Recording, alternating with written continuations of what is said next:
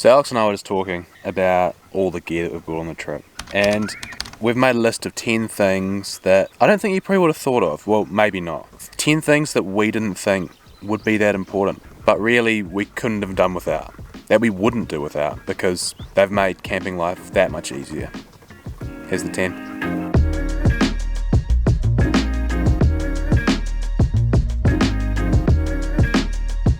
So this is a bit more of an atypical must-have, because you've got to have a stove, you've got to have a table, you've got to have a bunch of things. But these things ultimately became so important on our trip.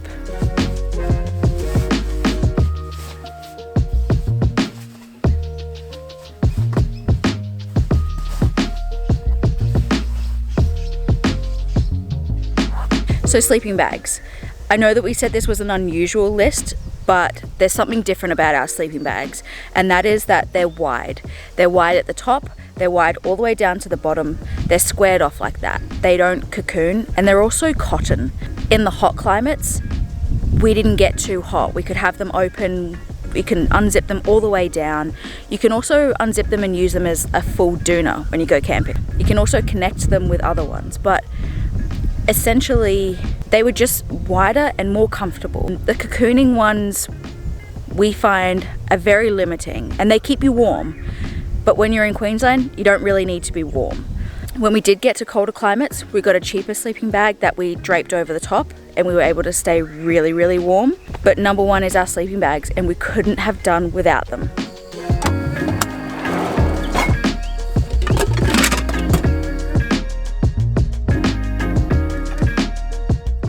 Our drawers.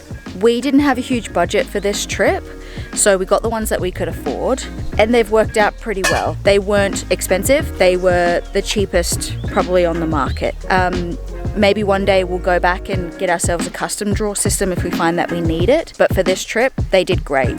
There's the 2 drawers, the full length of the back of the car, and then there's the wings either side, which we stored items that we don't need very often at all. But in the drawers, we stored things that we need to get to every single day. Our pantry's on the left, on the right is utensils, our bathroom stuff, and then right at the back is some other kind of laundry stuff, lots of bits and pieces that we need to be able to access relatively easily. They've been pretty great.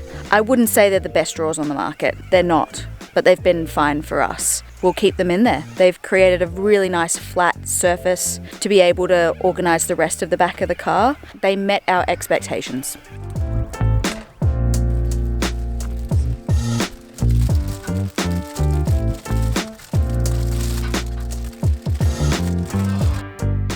This is the King's stainless table that goes with the Titan drawers. Going into this trip, we bought a 900 like bench top height plastic table so that when I was doing all my food prep, I wouldn't be hunched over. But once this is on, it's actually the perfect height for prep. And the fridge is right there, the pantry's right there, all the knives and all the like cutlery is all there. I use this probably twice, maybe 3 times as much as I use the plastic table. Not only that, when we're trying to reorganize the back, having that stainless table there to put stuff down on is awesome.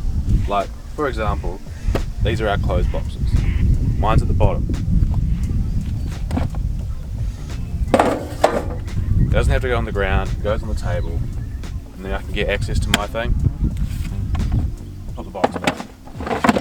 If you want to get something out of the drawers,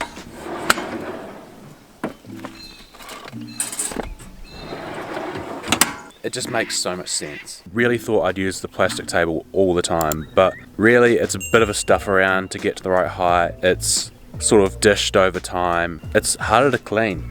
Because this is stainless, this requires one wipe over with a disinfectant wipe, and it's immaculate. So our plastic table lives on the top of the roof, so if we're gonna pull over on the side of the road for a bit of lunch, for a bit of coffee or something, getting that table down is not practical. But just being able to pull over and pull that out straight away, whack the Jetboil on it, or whack the breadboard on it, make some lunch is so easy.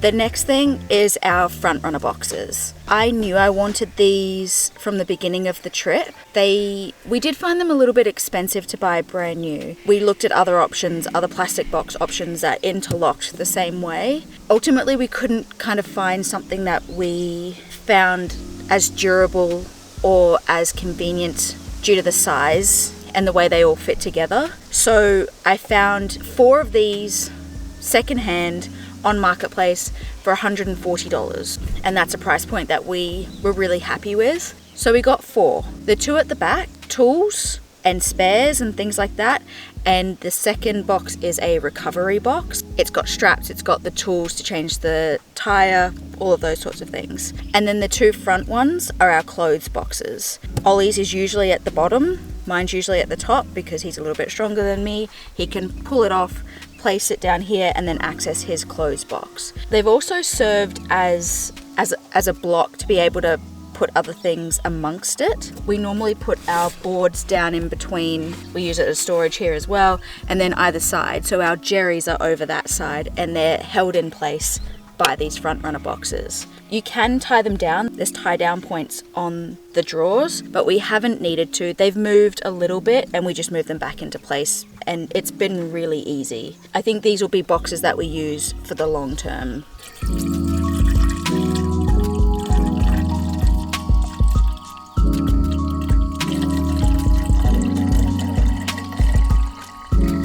The next thing is my Jetboil. Mine's not the Jetboil brand, but it works exactly the same. I bought it from AliExpress 7 years ago or something. They are super useful.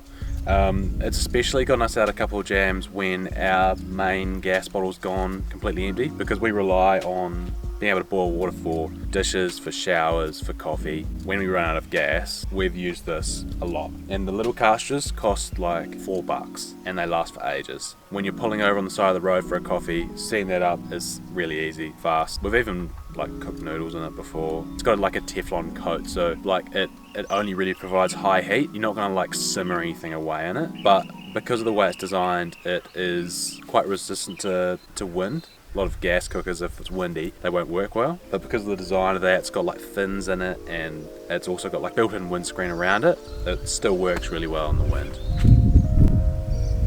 Have I missed anything, Alex?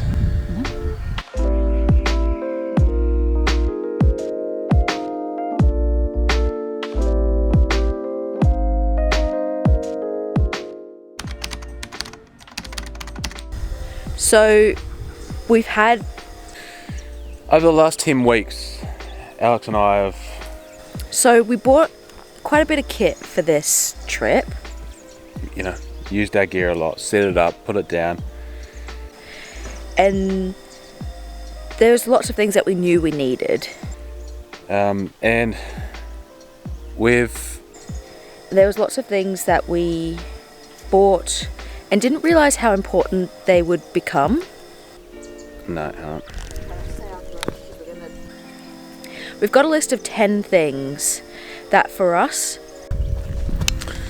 So this is your typical top 10 video. Are absolute must-haves. Top 10 essentials. And really they're just a good bit of kit. So we'll share our top 10 with you.